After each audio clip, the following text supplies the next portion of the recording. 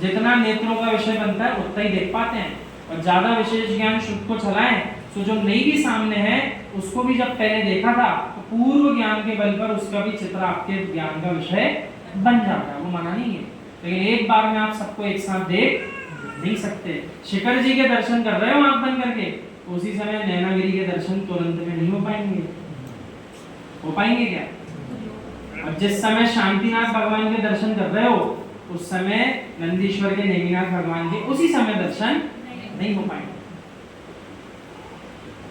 तत्व ज्ञानम प्रमाणम ते युगपद सर्वभाषणम क्रम भावी च यज्ञ ज्ञानम स्याद वाद नय संस्कृतम आत्म मीमांसा नाम के ग्रंथी 101वीं गाथा है ये, ध्यान दीजिए।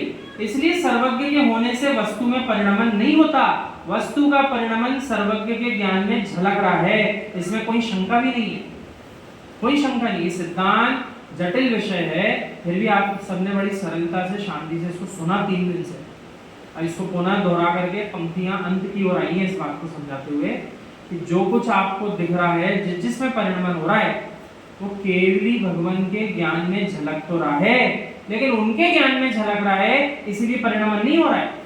तो हमें देखना है तो ऐसा ऐसा करो, ऐसा विषय नहीं है। जैसा जैसा बदलाव आना है वैसा वैसा उनके ज्ञान में झलकता है। तो एक ही केवल ज्ञानी के ज्ञान में झलकता है कि जितने केवल ज्ञानी है, जितने सिद्ध, सबके में झलकता है, सबके में झलकता है। हम लोग जो हैं वे अकर्तृत्व पर दृष्टि रखे हुए हैं। हे ज्ञानी, तूने यदि कर्ता किसी को बनाया तो विश्वास रखना मूल गुणों का निर्मल पालन करेगा तब भी मिथ्या दृष्टि होगा। 28 मूल गुणों का पालन जो कर रहे हैं लेकिन तत्व दृष्टि जिनकी नहीं है वे भी मिथ्या दृष्टि हो सकते हैं कि नहीं हो सकते हैं। बोलने के लिए दम चाहिए, लेकिन आगम तो जो कह रहा है वो स्वीकार करना पड़ेगा। आगम कह रहा है तत्व ज्ञान नहीं है, भावपूर्वक निमग्न नहीं हो तो क्रिया तो चल सकती है लेकिन आपका मोक्ष नहीं हो पाएगा, मुक्त नहीं हो पाओगे। ध्यान दीजिए, जो योगी मूल गुणों का निर्दोष पालन करते हैं लेकिन परमात्मा को अपना कर्ता बनाकर चल रहे हैं वो भी मिथ्या दृष्टि हैं। आचार्य श्री छोड़ते ही कहाँ है किसी। आप कक्षा तो अटेंड करो पहले कभी। उन्हीं राजों को भी नहीं छोड़ते, श्रावक को भी नहीं छोड़ते, सबको समझाते हैं। क्यों? समझ जाओ तो आखिरी बार कोई समझ का विषय बन रहा है, इसके बाद तो ना जाने कौन कौन सी पर्याय में कहां कहां पहुंच जाएगा। जिसने अपना काम पूरा नहीं किया, जिसने कर लिया तो ऊपर ऊपर धीरे धीरे बढ़ता चला जाएगा, कोई दिक्कत नहीं, कोई दिक्कत नहीं। अभी भी ऊपर ऊपर जाने का रास्ता बना हुआ है, क्रमिक है लेकिन है। जिनको अभी भी समझ में नहीं आ रहा सही, लड़ते झगड़ते रहो। हमने बताया तो है एक बार आपको, 3 लोक का जो अपन ने व्याख्यान पढ़ा था वो क्या कहता है? 14 राजू प्रमाण 3 लोक हैं, ऊर्ध्व लोक, मध्य लोक, अधोलोक। उसमें से जो अधोलोक हैं 7 नरक और निगोद, 14 राजू में से 7 राजू की जगह दी गई है उसको। कितनी? 3 लोक के 14 राजू जो प्रमाण स्थिति बताई है, संख्या कितना बड़ा 3 लोक, 14 राजू प्रमाण। उस 14 राजू में से 50% 7 राजू का स्थान अधोलोक को दिया है, 7 नरक और निगोद। जगह की कोई कमी नहीं नीचे जाने की। आधे ही ऊपर के लिए जगह वाले हैं, बाकी आधे तो सब नीचे भी जगह खाली है। बताना ही चाहते हैं।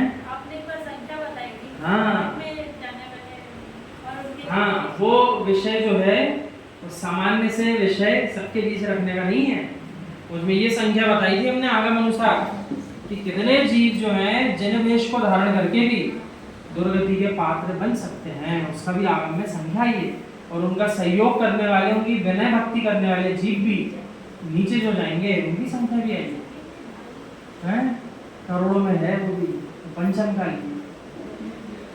मूल गुणों के पालन में किंचित भी कमी ना हो जाए, लेकिन कर्तव्य भाव से कभी युक्त नहीं होता। यानी मूल गुण तो इतने अच्छे से वो मिथ्या दृष्टि पालन करेगा, एक भी मूल गुण का पालन करना छोड़ेगा नहीं। लेकिन आगे कह रहे हैं कि परमात्मा को अपना कर्ता बना लिया तो कर्तव्य भाव कभी नहीं छोड़ेगा। तो क्या वो सम्यक दृष्टि है कि मिथ्या दृष्टि है? आपने यदि भगवान को भी अपना कर्ता बना लिया ना तो आप मिथ्या दृष्टि हो।